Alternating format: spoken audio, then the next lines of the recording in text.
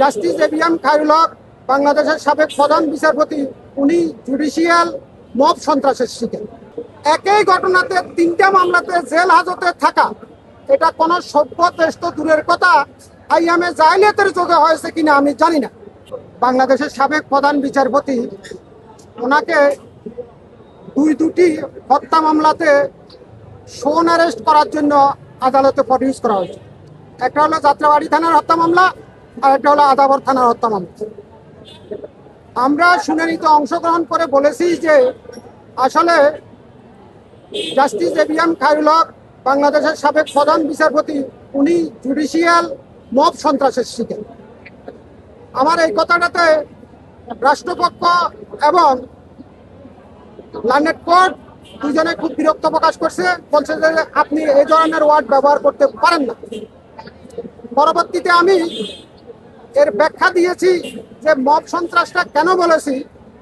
ইতিপূর্বে ওনার বিরুদ্ধে একই ঘটনা অর্থাৎ রায় জালিয়াতির জন্য তিনটা মামলা করেছে, একটা শাহবাগ, একটা নারায়ণগঞ্জ বন্দর, একটা ফতুল্লা। এই তিনটা মামলাতে একই ঘটনাতে তিনটা মামলা করেছেন। তিনটা মামলাতে ওনাকে অ্যারেস্ট দেখানো হয়েছে এবং তিনটা মামলাতে উনি জেলে আছেন, মানে তিনটা মামলাতে উনি সাজা খেটেছেন। আমি আদালতে বলেছি যে একই ঘটনাতে তিনটা মামলাতে জেল হাজতে থাকা, এটা কোনো সভ্য দেশ তো দূরের কথা, আইয়ামে জাহিলিয়াতের যোগে হয়েছে কিনা আমি জানি না। তারপরে আদালত বলেছে যে আপনি জুডিশিয়াল মব সন্ত্রাস বলতে পারেন না, আপনি অ্যাপোলজি চান। আমি অ্যাপোলজি চাইতে বাধ্য হয়েছি। কিন্তু বাস্তবে মব সন্ত্রাস কাকে বলে আমি জানি না। ইতিপূর্বে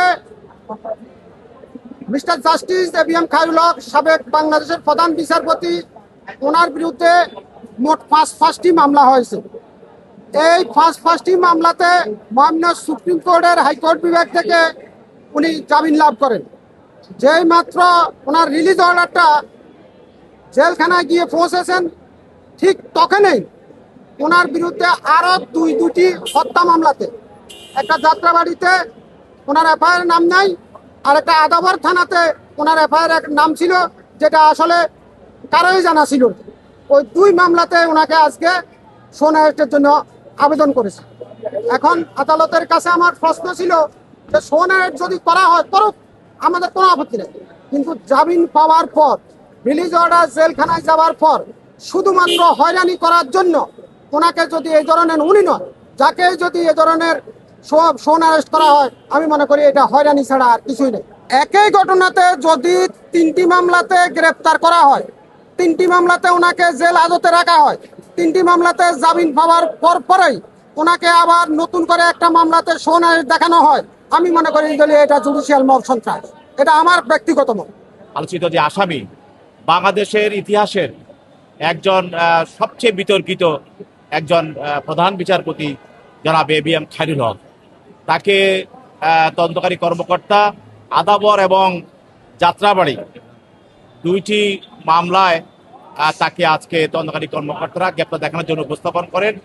একটি মামলায় সে এজাহার নামীয়, আরেকটি মামলায় তার সে সন্দেহভাজন হিসাবে তাকে গ্রেপ্তার দেখানোর জন্য প্রার্থনা করা হয়।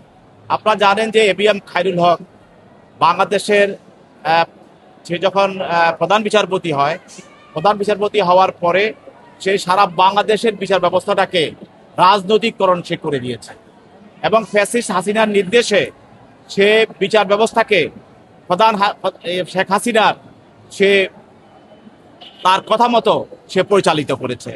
আপনারা এও জানেন যে বাংলাদেশে যে একটি নির্বাচনী ব্যবস্থা ছিল তত্ত্বাবধায়ক সরকার, সেই তত্ত্বাবধায়ক সরকার কেউ বাতিল করার যে রায়টা দিয়েছিল সেই এবিএম খায়রুল হক, সেটাও শেখ হাসিনার নির্দেশে এবং ফ্যাসিস্ট হাসিনাকে ফ্যাসিস্ট করার পিছনে প্রথম যেই ভাব, সেটা হলো তত্ত্বাবধায়ক সরকার বাতিল, সেটাই করেছে এই বিতর্কিত প্রধান বিচারপতি এবিএম খায়রুল হক।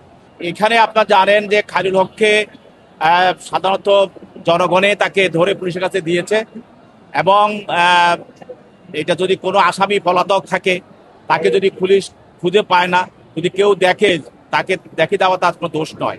তবে সে আদালতে যেটা বলেছে যে মুভ কি জুডিশিয়াল মুভ, এটা সে পরবর্তীতে আদালতে ক্ষমা প্রার্থনা করেছে, যেটা আমি ভুলভাবে বলেছি, এটা আমার বলা ঠিক হয় নাই। আদালতে সে ক্ষমা প্রার্থনা হওয়ার কারণে এবং তার বক্তব্য প্রত্যাহার নেওয়ার করার কারণে আদালত তাকে ক্ষমা করে দিয়েছে।